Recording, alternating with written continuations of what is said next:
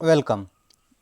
SSC CHSL का हम लोग 3 जुलाई 2019 का पेपर प्रथम पाली का डिस्कस करेंगे और टोटल 25 क्वेश्चन जीएस के। चलिए आगे बढ़ते हैं। चैनल पे और भी एसएससी के रिगार्डिंग सॉल्यूशन है तो प्लीज़ देखिएगा उसको। राज्य वित्तीय निगम अधिनियम किस वर्ष में पारित किया गया था? इस अधिनियम में राज्य वित्तीय निगमों की स्थापना का प्रावधान। तो इसका राइट आंसर जाएगा डी को। 1951 में पारित किया गया था और इस अधिनियम के अंतर्गत जो था राज्य वित्तीय निगम, ठीक है, राज्य वित्तीय निगमों की स्थापना की गई थी, ठीक है। और 1951 में राज्य वित्तीय निगम अधिनियम की स्थापना हुई थी।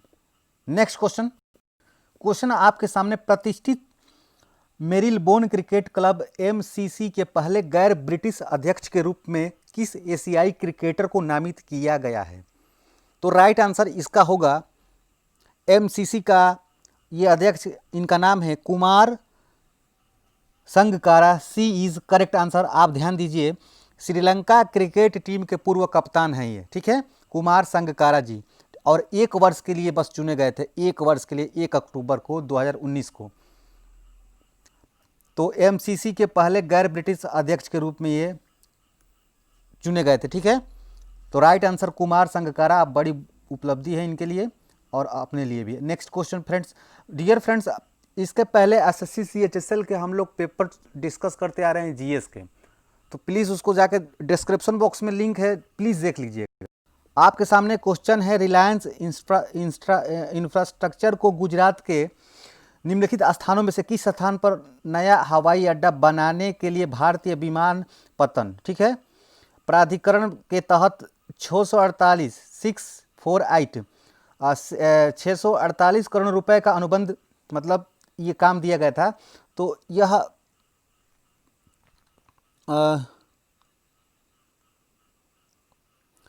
मतलब किसके कौन सा स्थान था? तो इसका राइट आंसर बताइए, कौन सा स्थान था? हाँ ठीक है, साइट पूछ रहा है। तो देखिए डियर, 2019 में रिलायंस जो है, रिलायंस कंपनी का जो है गुजरात के राजकोट जिले में स्थित है वह स्थान, ठीक है, ठीक है। हाँ राइट आंसर इसका होगा हिरासर, ठीक है। कहाँ स्थित है? तो इसका जो एग्जैक्ट लोकेशन है राजकोट में, गुजरात के राजकोट जिले में है, ठीक है। और ये 648 करोड़ रुपए का ठेका दिया गया था, ठीक है, रिलायंस इंफ्रास्ट्रक्चर। तो इसका राइट आंसर हिरासर होगा, ठीक है, जो कि गुजरात के राजकोट में स्थित है, गुजरात के राजकोट जिले में एक स्थित नगर है, ठीक है, समझ रहे हैं ना। तो नेक्स्ट क्वेश्चन देख लीजिए। क्वेश्चन प्यारा है, इंपॉर्टेंट है, महत्वपूर्ण है और बहुत ही धाकड़ क्वेश्चन आपके सामने है। पिस्तौल और बम इस्तेमाल नहीं लाते, पिस्तौल और बम इस्तेमाल नहीं लाते, बल्कि इंकलाब की तलवार विचारों की शान पर तेज होती है और यही चीज थी जिसे हम प्रकट करना चाहते थे। तो ये तो एकदम इंडिकेट जा रहा है, आपका एकदम राइट आंसर है भगत सिंह जी, ठीक है, अमर शहीद भगत सिंह। पिस्तौल और बम इंकलाब नहीं लाते, बल्कि इंकलाब की तलवार विचारों की शान पर तेज होती है, ठीक है। तो भगत सिंह ने ये बोला था, ठीक है। और यह वाक्य जो भगत सिंह द्वारा बोला गया था, तो आप ध्यान करिए, भगत सिंह ने वर्ष 1926 में नौजवान सभा के अंतर्गत ये बात कही थी। उन्होंने नौजवान सभा की स्थापना की थी 1925 और 1926 के बीच में। तो इसका राइट आंसर होगा भगत सिंह।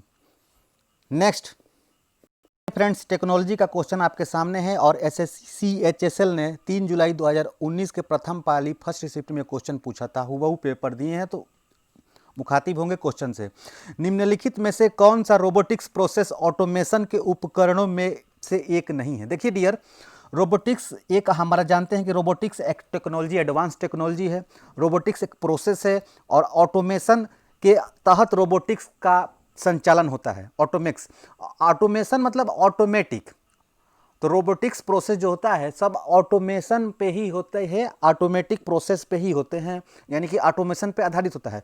तो उपकरणों में एक कौन सा नहीं है, ये बताना है। टफ क्वेश्चन है, इंपॉर्टेंट क्वेश्चन है और महत्वपूर्ण क्वेश्चन भी है।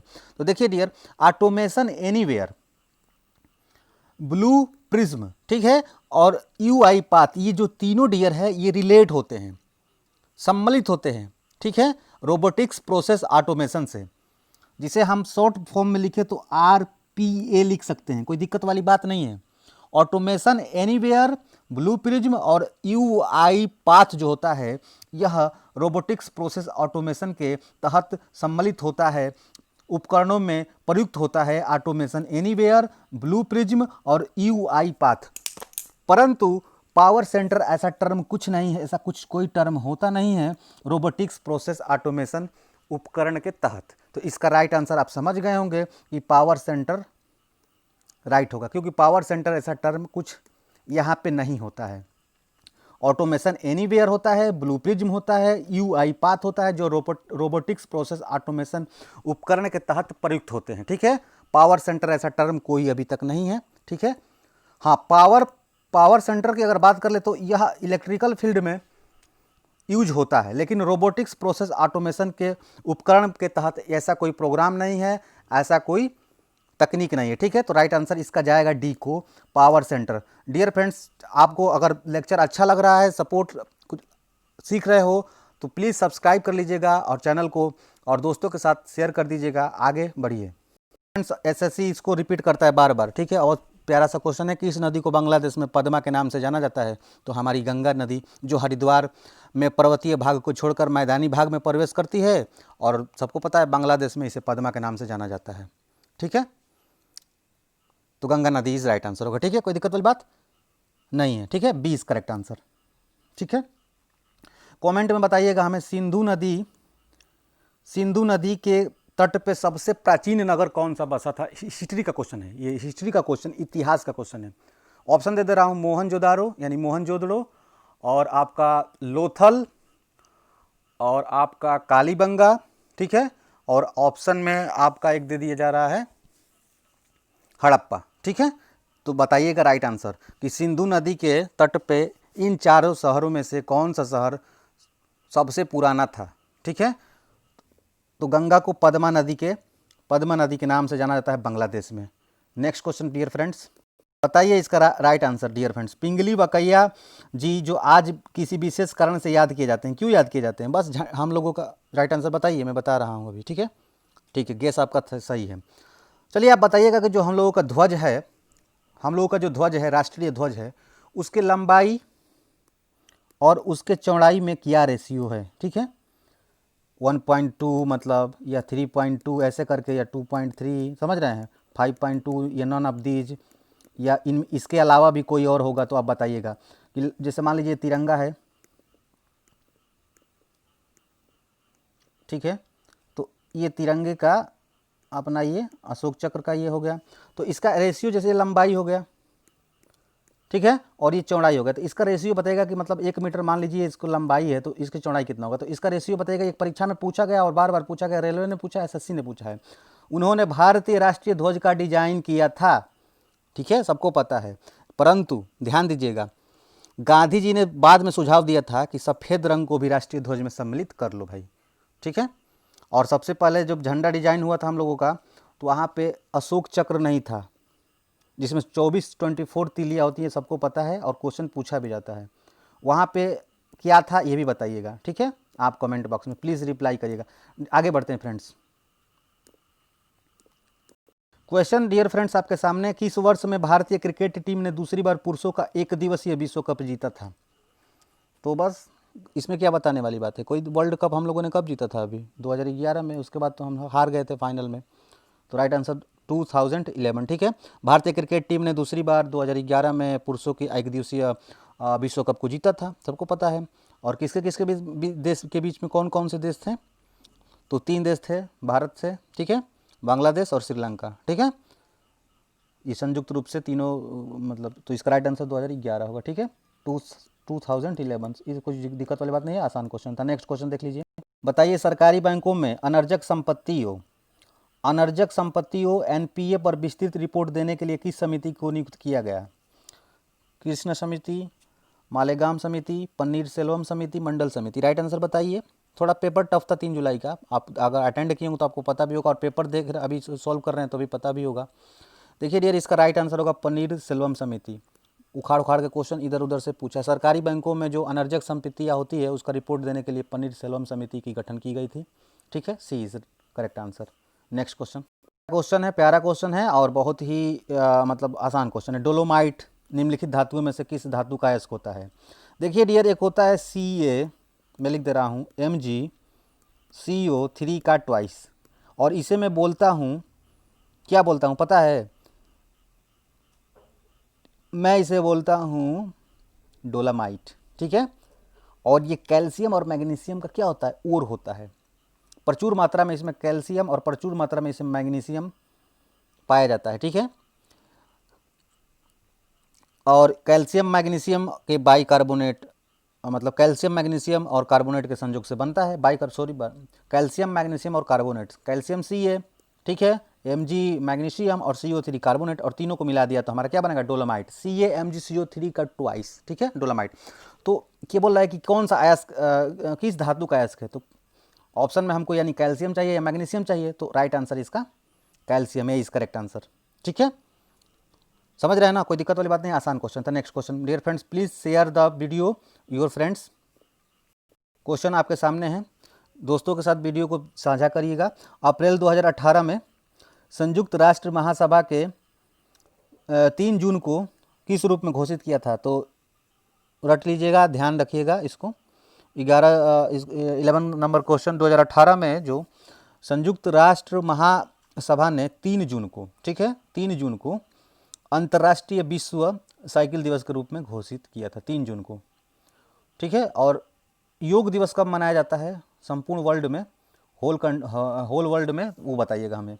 3 जुलाई को इसका राइट आंसर होगा, 3 जुलाई को विश्व साइकिल दिवस। ठीक है, तो इसका राइट आंसर सी हो जाता है। नेक्स्ट क्वेश्चन फ्रेंड्स, देखिएगा क्वेश्चन तो आ गया लेकिन क्वेश्चन सस्पिशन वाला है। भारत में केंद्रीय राजस्व बोर्ड अधिनियम को किस वर्ष में लागू किया गया था? देखिए डियर, ध्यान दीजिएगा, देखिए इसका राइट आंसर डियर फ्रेंड्स होगा 1964 को, परंतु ऑप्शन में 1964 नहीं है। तो 1964 के करीब कौन सा ऑप्शन दिख रहा है? तो सी दिख रहा है, तो मारेंगे 1963 को, टिक कर दिया हमने। तो लॉजिक क्या है इसके पीछे, क्वेश्चन के पीछे लॉजिक देखिए ये है। देखिए डियर, कुछ अंतर नहीं है, एक होता है 30 दिसंबर 1963 और एक डेट याद करिएगा, मतलब याद मत करिएगा, बस मोटा मोटी समझिएगा, 1 जनवरी 1964।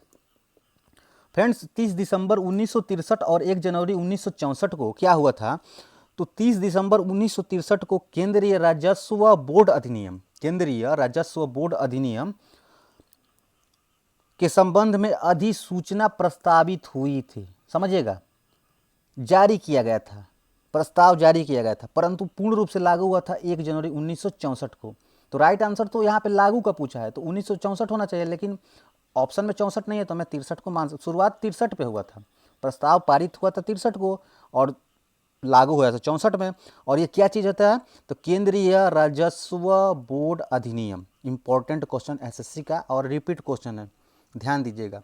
30 दिसंबर 1963 केंद्रीय राजस्व बोर्ड अधिनियम के संबंध में एक अधिसूचना जारी किया गया था। ठीक है, और इसी के अनुसार, इसी के तहत 1 जनवरी 1964 को यह लागू हुआ था। ठीक है, कोई दिक्कत नहीं है, आगे बढ़िए। क्वेश्चन 13 नंबर, क्लाउड कंप्यूटिंग के संदर्भ में पास PaaS का अंग्रेजी में पूर्ण रूप क्या होगा? तो देखिए डियर, क्लाउड कंप्यूटिंग के संदर्भ में, ठीक है, पास का जो पूर्ण रूप होता है प्लेटफॉर्म एज अ सर्विस, तो बी इज करेक्ट आंसर होगा, प्लेटफॉर्म एज अ सर्विस। ठीक है, एक थर्ड पार्टी का प्रदाता को यह शो करता है। और थर्ड पार्टी क्या होता है?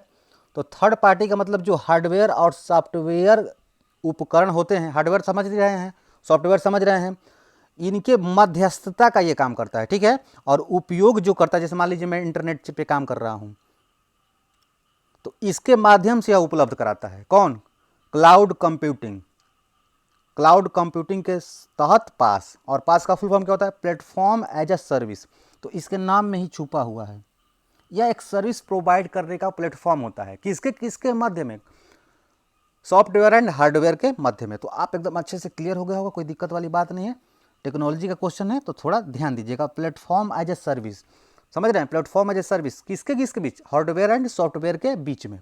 ठीक है, कोई दिक्कत नहीं है। डियर फ्रेंड्स, रिक्वेस्ट कर रहा हूँ प्लीज़ वीडियो को लाइक कर दीजिएगा और दोस्तों के साथ शेयर करना मत भूलिएगा।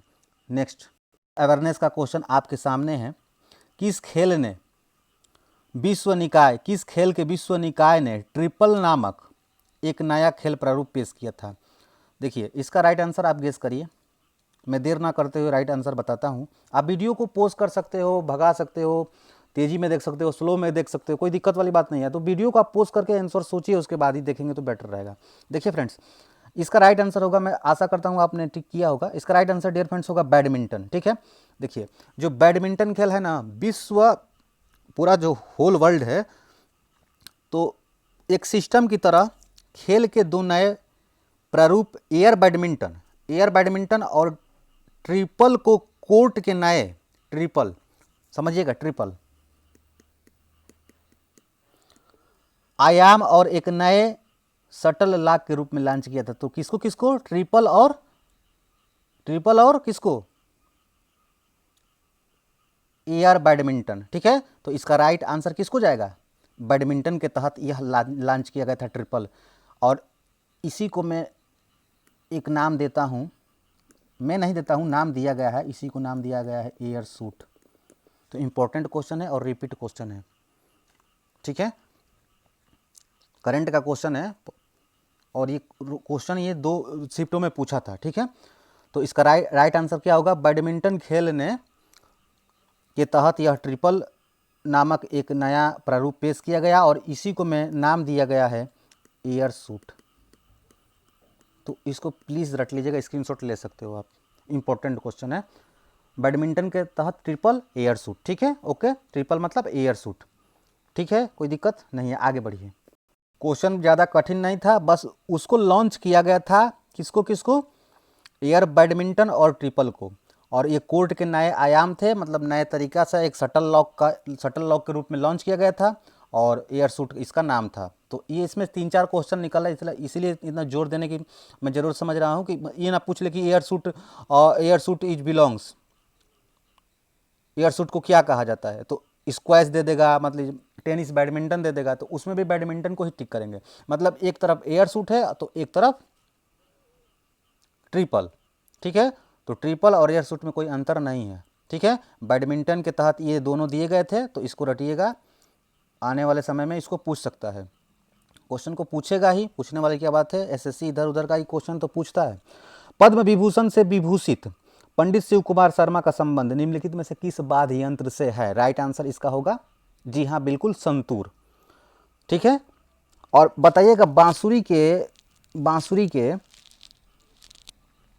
प्रसिद्ध बांसुरी वादक का नाम बता दीजिएगा आप कमेंट बॉक्स में, प्लीज़ रिप्लाई करिएगा। डियर फ्रेंड्स, यहाँ पे देखिए पंडित शिव कुमार शर्मा जो है ना, प्रसिद्ध संतूर वादक हैं। ठीक है, और 1991 में इन्हें 1991 में पद्मश्री से, और 2001 में, ध्यान दीजिएगा 2001 में, दोनों यहाँ पे 1 भी है, यहाँ पे भी 1 है, पद्म विभूषण से सम्मानित किया गया था। ठीक है, तो पहले पद्मश्री, उसके बाद पद्म विभूषण, यानी कि भारत रत्न से नीचे का औहदा दिया गया था इनको। ठीक है, किसको? संतूर वादक पंडित शिव कुमार शर्मा जी को। ठीक है, और बांसुरी के वादक, प्रसिद्ध वादक कौन है, 1 नंबर पे कौन आते हैं, उनका राइट आंसर बताइएगा। एसएससी ने पूछा क्वेश्चन को, तभी हम इतना मतलब आपको जोड़ दे रहे हैं। और एक बताइएगा, तबला जो है, तबला का आविष्कार किसने किया था? प्लीज़ कमेंट करिएगा। आगे बढ़ते हैं फ्रेंड्स, सभी क्वेश्चन इंपॉर्टेंट है। गाइस 2, 4, 5 मिनट अगर अधिक ही लगे तो उसमें कोई दिक्कत वाली बात नहीं है, अच्छे से क्वेश्चन को एक बार आप समझ लेंगे तो कोई दिक्कत वाली बात नहीं है। 90 के दशक के किस लोकप्रिय भारतीय बैंड ने मुख्य गायक के रूप में मोहित चौहान जी के साथ अपनी पहली एल्बम बूंदे को रिलीज किया था? बताइए, क्वेश्चन पूछ दिया तो क्या करेंगे। देखिए 90 के दशक में लोकप्रिय भारतीय बैंड जो था सिल्क रूट ने मुख्य गायक के रूप में मोहित चौहान के साथ अपनी पहली एल्बम जो थी ना, बूंदे जो थी, उसको रिलीज किया था। और मोहित चौहान ने इस बैंड के साथ एक और एल्बम, ठीक है, पहचान में भी गायन किया था। तो इसके साथ साथ बूंद भी था और पहचान भी था। तो इसका राइट आंसर किसको जाता है? तो इसका राइट आंसर पेंटाग्राम नहीं होगा, लॉस्ट स्टोरेज नहीं होगा, और 13 AD भी नहीं होगा। इसका राइट आंसर जाता है सिल्क रूट को। ठीक है, सिल्क रूट 90 के दशक के यहाँ पे सिल्क रूट से बिलोंग करता है। बूंदे जो थी, बूंदे के साथ एक रिलीज हुआ था, उसका भी नाम था क्या? उसका नाम था पहचान। ठीक है, बूंदे तो रिलीज हुआ था, परंतु एल्बम का नाम एक और था, उसका भी पहचान। तो आने वाले समय में पहचान से लेके क्वेश्चन पूछ लिया। तो देखिए यहाँ पे बूंदे और पहचान और सिल्क रूट तीनों कॉमन वर्ड हैं, तो इतना ध्यान रखिएगा। ठीक है, और यहाँ पे मोहित चौहान के साथ 90 के दशक, यहाँ पे क्वेश्चन को तोड़ मरोड़ के एसएससी पूछता है, क्या कर सकते हैं हम लोग। पेपर टफ था डियर फ्रेंड्स, उसके लिए हम कुछ कर नहीं सकते हैं। 2019 में नरेंद्र मोदी ने नए मंत्रिमंडल में स्मृति ईरानी को कौन सा मंत्रालय सौंपा? तो पहले तो उनके पास कपड़ा का मंत्रालय था, लेकिन एक और प्रभार सौंपा था। तो विदेश मंत्रालय नहीं, कानून और न्याय नहीं, मानव संसाधन विकास मंत्रालय नहीं होगा। तो इसका राइट आंसर जाएगा महिला और बाल विकास मंत्रालय। 2019 में प्रधानमंत्री नरेंद्र मोदी ने नए मंत्रिमंडल में किसको? महिला और बाल विकास मंत्रालय को स्मृति ईरानी जी को सौंपा था। ठीक है, कोई दिक्कत वाली बात नहीं है। बाल विकास मंत्रालय और वस्त्र विभाग पहले से था, वस्त्र मंत्रालय, और उसके बाद भी था। तो यानी कि दो कार्यभार इनके था, और भी था लेकिन रिसेंटली बड़े पैमाने पे यही था, जिम्मेदारी इनके पास यही थी। ठीक है, महिला और बाल विकास मंत्रालय। हालांकि बहुत सुर्खियों में चर्चा था कंट्रोवर्सी को लेकर। ठीक है, कोई दिक्कत, वो एग्जाम से रिलेटेड नहीं होता है, चीज़ें जो एग्जाम से रिलेटेड होता है उसी को हम लोग बात करेंगे, तो ज़्यादा वीडियो लंबा हो जाएगा। ये शांत घाटी कहाँ स्थित है? इसका राइट आंसर आप बताएंगे। यहाँ पे क्वेश्चन पूछा है फूलों की घाटी राष्ट्रीय उद्यान कहाँ स्थित है? उत्तराखंड, जम्मू कश्मीर, हिमाचल प्रदेश, मेघालय। और आपसे पूछा गया है शांत घाटी बताइएगा। ठीक है, तो इसका राइट आंसर बताइए क्या होगा? राइट आंसर फूलों की घाटी राष्ट्रीय उद्यान जो है उत्तराखंड। जी हाँ, बिल्कुल उत्तराखंड। रामदेव जी फूलों की वर्षा करते हैं ना होली पे, तो उससे ध्यान रखिएगा।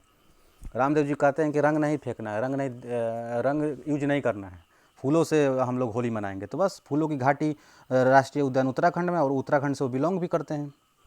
ठीक है, और राष्ट्रीय योग दिवस कब मनाया जाता है पूरे वर्ल्ड में? आप रिप्लाई कर सकते हैं अगर आप इंटरेस्टेड हैं तो। आगे बढ़ते हैं।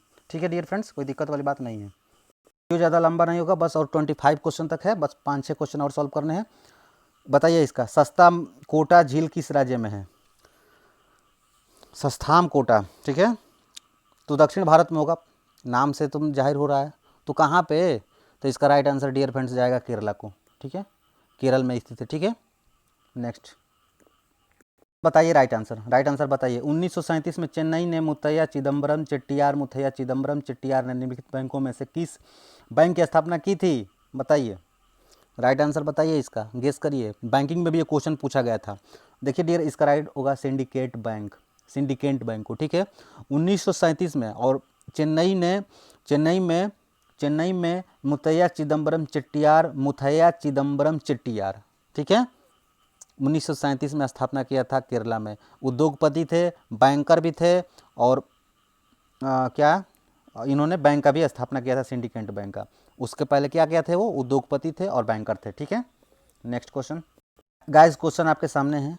डियर फ्रेंड्स, वीडियो को थोड़ा शेयर करिएगा अपने दोस्तों के साथ, सभी स्टडी ग्रुप में, व्हाट्सएप पे, फेसबुक पे, इंस्टाग्राम पे, टेलीग्राम, तो प्लीज़ सब शेयर करिएगा और दोस्तों के साथ ज़रूर शेयर करिएगा, इतना मैं रिक्वेस्ट कर रहा हूँ आपसे। फ्रेंड्स बताइए, जनवरी 2019 में RBI, reserve bank of India, ठीक है, आरबीआई ने भारत में डिजिटल भुगतान परितंत्र की सुरक्षा को और मजबूत बढ़ाने के लिए किन किन सुझाव के मतलब पैनल की स्थापना की थी? कौन थे? नंदन नीलेकणी पैनल, आपने सुना होगा, बैंकिंग में क्वेश्चन रिपीट हुआ था। जनवरी 2019 में आरबीआई ने भारत में डिजिटल भुगतान परितंत्र सिस्टम को और मजबूत बनाने का सुझाव सोचा, और नंदन नीलेकणी की अध्यक्षता में समिति का गठन किया था। ठीक है, उर्जित पटेल पैनल नहीं होगा, ये इनका श्रेय जाता है नंदन नीलेकणी जी को। ठीक है, इन्हीं के तहत ये मतलब 5 दिवसीय समिति का संगठन किया गया था। ठीक है, उच्च स्तरीय थी और इसमें टोटल 5 सदस्य भी थे। ठीक है, next question dear friend, question पढ़िए और बताइए राइट आंसर वीडियो पोस्ट करके। कौन सी जो है मार्च 2019 में भारतीय क्रिकेट बोर्ड के आधार पर अधिकारी इथिक्स ऑफिसर के रूप में नियुक्त किया गया? तो इथिक्स ऑफिसर इसके थे डीके जैन साहब। ठीक है, डीके जैन साहब इथिक्स ऑफिसर के पद पे इन्हीं को चुना गया था। ये पहले क्या थे? बीसीसीआई से लोकपाल सेवानिवृत्त न्यायमूर्ति थे डॉक्टर डीके जैन साहब, भारतीय क्रिकेट बोर्ड के आचार अधिकारी, आचार मतलब इथिक्स होता है, ठीक है, के रूप में नियुक्त किए गए थे डीके जैन साहब। Next question dear friends, question आप सॉल्व ही कर चुके हैं, ज़्यादा कोई बात वाली ज़्यादा कुछ दिक्कत वाली बात नहीं है, ज़्यादा वीडियो लंबा भी नहीं हो रहा है, आप समझिए चीज़ों को। जब किसी तरल पदार्थ पर दबाव लगाया जाता है तो दबाव परिवर्तन बिना किसी नुकसान के द्रव के प्रत्येक भाग में फैलता है। तो ये पास्कल साहब का नियम है, इसमें क्या देखने वाली बात है, पास्कल साहब का नियम है, द्रव के संबंध में पास्कल साहब ने ये नियम दिया था। नेक्स्ट, पहले थोड़ा और बात कर ले, बर्नौली का नियम, एवोगाद्रो साहब का हुक का नियम। तो देखिए बर्नौली का अगर नियम की बात कर लें, ज़्यादा लंबा नहीं होगा वीडियो, बस थोड़ा सा बात। बर्नौली का नियम, तो बर्नौली साहब ने क्या दिया था? ऊर्जा के संरक्षण के संबंध में नियम पारित किया था। और हुक साहब ने एक नियम दिया था, क्या दिया था? F is equal to E into small E, ठीक है, और इसी को ई को बोला गया था हुक कांस्टेंट, ठीक है, जिसे इलास्टिसिटी कांस्टेंट भी बोला जाता है, मॉडुलस ऑफ इलास्टिसिटी भी बोला जाता है। और अवोगाद्रो समझ ही रहे हैं, कोई दिक्कत वाली बात नहीं है। तो इसका राइट आंसर, बस ज़्यादा बात नहीं करते हैं, बस पास्कल साहब हो जाता है। और जो पास्कल जो डियर यूनिट होता है किसका होता है? प्रेशर का यूनिट होता है, ठीक है, और इस न्यूटन पर मीटर स्क्वायर को 1 पास्कल कहते हैं, यानी कि 1 pascal is equal to 1 newton पर मीटर स्क्वायर होता है डियर फ्रेंड्स। और जो हमारा प्रेशर होता है डियर फ्रेंड्स, दाब जो होता है डियर फ्रेंड्स, वो हमारा स्केलर क्वांटिटी होता है, जो हमारा फोर्स होता है वो मेरा वेक्टर क्वांटिटी होता है। जो दाब होता है dear friends, P is equal to F by A, एकांक क्षेत्रफल पर लगने वाले परपेंडिकुलर फोर्स को दाब कहते हैं। किसी यूनिट एरिया पे अगर कोई भी फोर्स काम कर रहा है perpendicular to the surface is called pressure. Pressure की जो यूनिट होती है न्यूटन पर मीटर स्क्वायर होती है, और इसी न्यूटन पर मीटर स्क्वायर को हम बोलते हैं पास्कल। और पास्कल का मीनिंग होता है कि एसआई यूनिट में प्रेशर का जो यूनिट होता है वह पास्कल होता है। न्यूटन पर metre square is equal to 1 pascal होता है। नेक्स्ट, बताइए राइट आंसर, भारत में निम्नलिखित में से किस राज्य में इंदिरा सागर बांध स्थित है? तो बस सिंपल क्वेश्चन है, सबसे आसान क्वेश्चन यही था, मध्य प्रदेश इसका राइट आंसर होगा, ठीक है, कोई दिक्कत वाली बात नहीं है। लंबाई की बात कर ले तो 650 से लेके 655, कहीं कहीं 650, 651, 53, 52, 55 ऐसे करके आता है, ठीक है, मीटर में है, ठीक है, मध्य प्रदेश, ठीक है। इंदिरा सागर बांध जो है एमपी में राज्य में है, नर्मदा नदी पे स्थित है। किस पे? नर्मदा नदी पे। नेक्स्ट क्वेश्चन डियर फ्रेंड्स, प्यारा सा क्वेश्चन, साइंस का क्वेश्चन, सिस्टोलिक और डायस्टोलिक शब्द का उपयोग सबको पता है dear friends, video please post करिएगा। आशा करता हूँ आप समझ गए होंगे कि कौन सा राइट आंसर होगा। देखिए डियर फ्रेंड्स, प्रेशर होता है, एक ब्लड प्रेशर होता है। प्रेशर के मैं पिछले अभी क्वेश्चन में बात किया था प्रेशर, वैसे ही ब्लड का प्रेशर होता है। जो हमारे वेन होते हैं, नसें होते हैं, उसमें ब्लड का जो फ्लो होता है, तो वो नली पे हमारे वेंस पे एक प्रेशर लगाती हैं। तो एक अप प्रेशर लगाती है और एक डाउन प्रेशर लगाती है। जैसे हृदय है तो हृदय से नसों का जो नसें निकली हुई है, तो इन नसों से जो हमारा रक्त जा रहा है और फिर इन्हीं नसों से हमारे बॉडी से रक्त हार्ट को जा रहा है और पंपिंग हो रहा है और फिल्टर हो रहा है, ठीक है। तो यहाँ पे सिस्टोलिक और डायस्टोलिक यानी कि जाना और आना रक्त का प्रेशर, और आपने पढ़ा होगा 120/80। तो systolic and diastolic pressure is related to the किससे? रक्तचाप मापन से, ठीक है। और आप कभी भी कोई अगर आप जब ब्लड प्रेशर मेजरमेंट करवाते हैं डॉक्टर साहब से, तो वो इन्हीं चीज़ों को बताते हैं 120/80। अगर इसमें मान लीजिए +-10 का अगर वेरिएशन है तो कोई दिक्कत वाली बात नहीं है, लेकिन जैसे ही 10 से अधिक हो जाता है तो हमारा बीपी हाई और बीपी लो हो जाता है, यानी कि यह बीपी हाई का प्रतीक होता है और यह बीपी लो का प्रतीक होता है। तो 120/80 इज रिलेटेड टू रक्तचाप मापन, measurement of blood pressure and जो शब्द यूज होता है सिस्टोलिक एंड डायस्टोलिक, 120/80, ठीक है डियर फ्रेंड्स। आशा करता हूँ आपको अच्छा लगा होगा वीडियो तो दोस्तों के साथ शेयर करिएगा और अच्छे से पढ़िएगा। कोई दिक्कत होगा, डाउट होगा तो प्लीज़ पूछिएगा। अगले लेक्चर में हम एसएससी CHSL का 3 जुलाई 2019 का द्वितीय पाली का प्रश्न सॉल्व करेंगे। ठीक है, यही पेपर डियर फ्रेंड्स हम लोग सॉल्व करेंगे। नहीं सॉरी ये पेपर सॉरी डियर फ्रेंड्स ये पेपर ऑलरेडी अपलोडेड है। आप इसको डिस्क्रिप्शन बॉक्स में मैं इसका लिंक, एक ही लिंक पड़ा होगा, इसको प्लीज़ देख लीजिएगा। ठीक है, और आगे बढ़ते हैं। बस थोड़ा सा, बस यहीं तक था। और इसके बाद अगले में हम लोग क्या करेंगे, 3 जुलाई 2019 का सेकंड पाली का हम पेपर सॉल्व करेंगे। वीडियो थोड़ा लंबा हो गया है, इसके लिए सॉरी। आपसे मैं हाथ जोड़ के प्रार्थना करता हूँ। कोई दिक्कत वाली बात होगी तो प्लीज़ रिप्लाई करिएगा, कमेंट करिएगा और दोस्तों के साथ वीडियो को शेयर करिएगा। पढ़िएगा। जय हिंद, जय भारत। अपना ख्याल रखिएगा।